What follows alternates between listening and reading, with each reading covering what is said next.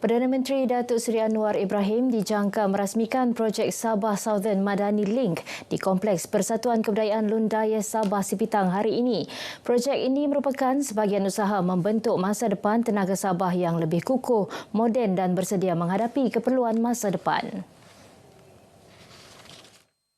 Sabah Southern Madani Link merupakan projek strategik yang akan memperkukuh rangkaian grid Sabah selain meningkatkan keselamatan bekalan elektrik negeri. Projek ini dipecahkan kepada dua fasa iaitu fasa 1A melibatkan pembinaan talian penghantaran 275 kV dari pencawang masuk utama PMU Megalong ke PMU Upper Padas dengan anggaran kos RM198 juta.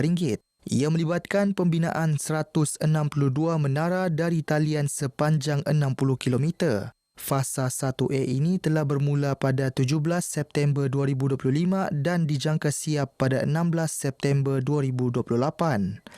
Manakala bagi fasa 1B melibatkan pembinaan talian penghantaran 275 kV dari PMU Upper Padas ke PMU Tawau dengan anggaran kos RM1.4 bilion.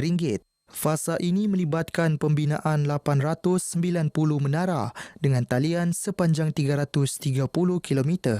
Apabila siap kelak, projek ini juga akan menjadi tulang belakang kepada pembangunan Tenom Hydro Hub yang merangkumi beberapa projek hidro utama di pedalaman Sabah, termasuk stesen janakuasa Tenom Hydro Pangi, Telekosang, Upper Padas dan Oriol. Ini membolehkan tenaga bersih yang dijana disalurkan kepada pengguna di seluruh negeri serta mengurangkan kebergantungan kepada bahan api fosil. Pelbagai acara menarik diadakan pada sambutan Minggu Perpaduan 2026. Selain pameran Rumah Kami, sukan tradisional dan perkampungan etnik, turut diketengahkan demonstrasi pembuatan kraf tangan tradisional yang menampilkan keunikan seni warisan dan budaya Sabah. Sebanyak 6 adiguru kraf serta 24 jualan usahawan kraf mengambil bahagian dengan mempamerkan pelbagai hasil seni dan produk kraf tangan tempatan. Antaranya yang mencuri tumpuan termasuklah seni anyaman buluh, ukiran parang bajau sama serta sulaman linangkit. Bagi para penggiat seni tempatan, sambutan Minggu Perpaduan ini platform penting bagi memperkenal dan memartabat seni warisan tempatan kepada masyarakat. Saya akan teruskan kepada generasi dan generasi akan datanglah. Saya juga terus mengajar kepada generasi-generasi anak muda-mudi supaya linangkit ini tidak akan pupus lah. Harapan saya pada generasi yang akan datang ni kayak muda-mudi itu, mesti diorang mau belajar ini, jangan kasih pupus, jangan kasih berhenti sebab ini turun-temurun dari nenek moyang.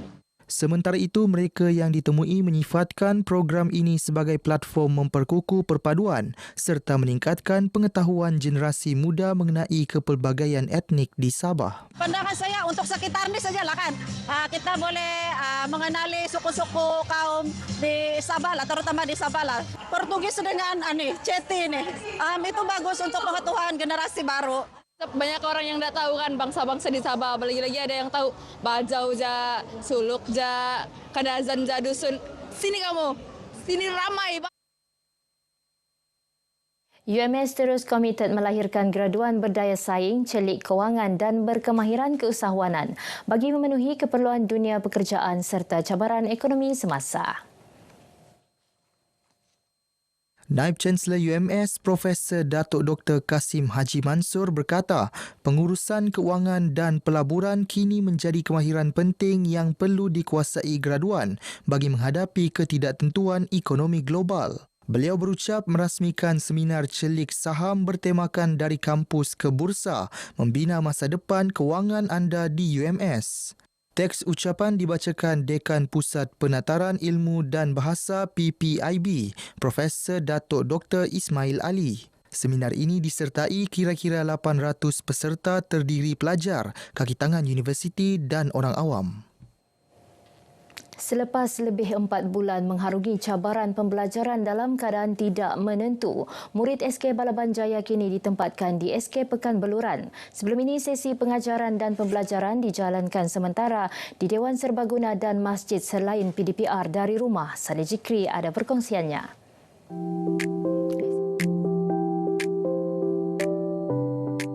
Anak-anak teruja ke sekolah baru dengan pemantauan guru serta pengawal keselamatan. Setiap hari, ibu bapa menghantar anak masing-masing ke sekolah lama untuk dibawa ke SK Pekan Beluran menaiki bas percuma disediakan KPM.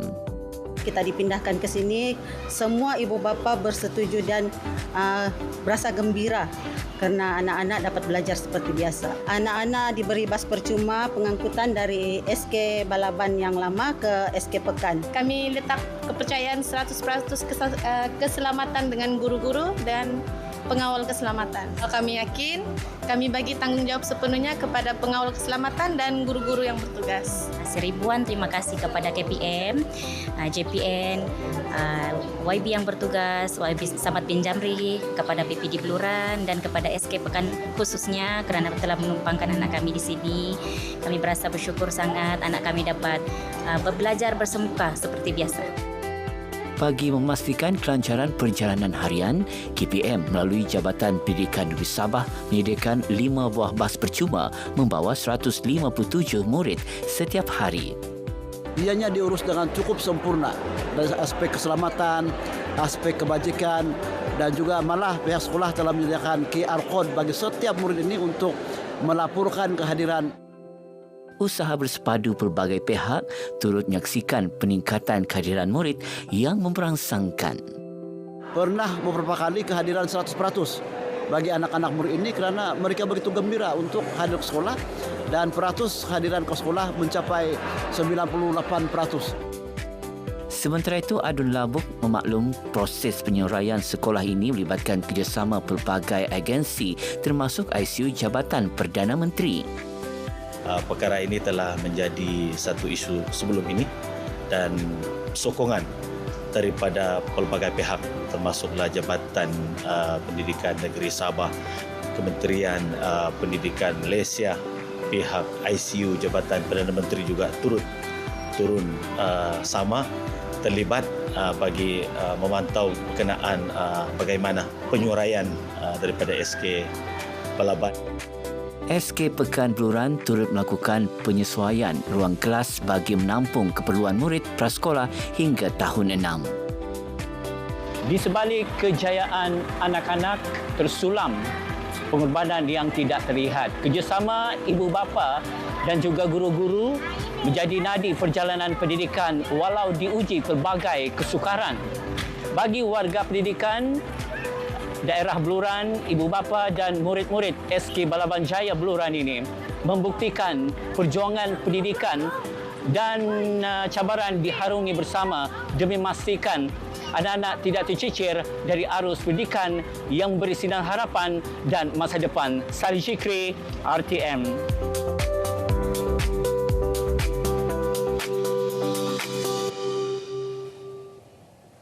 Umat Islam khususnya ibu bapa disaran untuk membawa anak-anak menghadiri program sempena sambutan Ma'al Hijrah sebagai usaha menyemai kecintaan terhadap ilmu serta membentuk generasi berakhlak mulia. Timbalan yang dipertua Majlis Ugama Islam Sabah MUIS, Datuk Malai Ali Malai Ahmad berkata, pendedahan awal kepada majlis ilmu mampu membentuk sahsiah anak-anak sejak kecil. Ini juga merupakan satu wadah kita untuk terutamanya anak-anak kita. Anak-anak sekolah kita hadirkan bersama dan kita bawa bersama-sama anak-anak kita ini akan mendidik anak-anak ini lebih cinta kepada ilmu. Beliau berkata demikian selepas menjadi tetamu khas bagi segmen Kita Cerita Kita Kongsi di Konti Sabah FM. Baik, sekian paparan berita pagi Sabah kali ini. Menyusul selepas ini berita pagi Sarawak bersama Nursila Talaha. Salam Malaysia Madani.